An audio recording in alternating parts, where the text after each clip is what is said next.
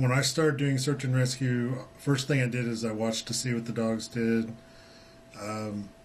what the dogs needed as far as mechanical traits, their noses, their personality traits. Any dog that's in search and rescue has to be really friendly because he has to meet the public. And from that, I set up a series of tests that I go around and test litters for the puppy that I'm looking for, that I start training. A lot of people would assume that someone's been buried for 100 years would be tough, but their scent hasn't gone anywhere.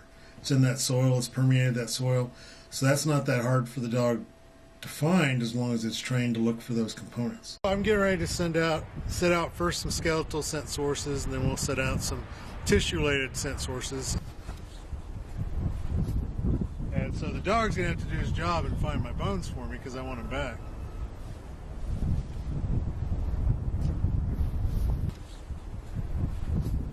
And so it works for me.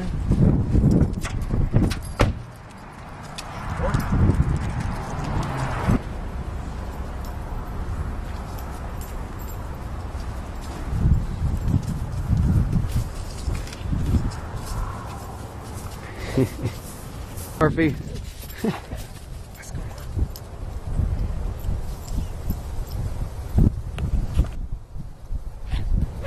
Good boy.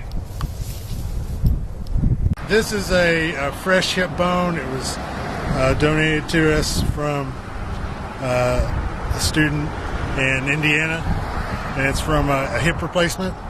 This still has fresh marrow on the inside, and it's surrounded by a mesh. It's part of the training to make sure the dogs don't disturb the remains.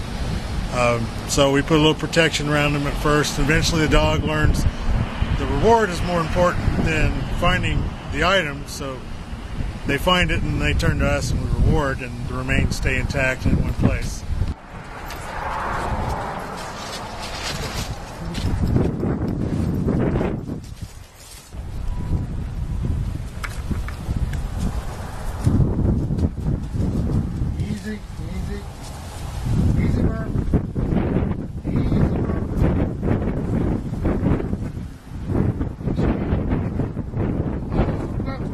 So he found it, huh? He found it.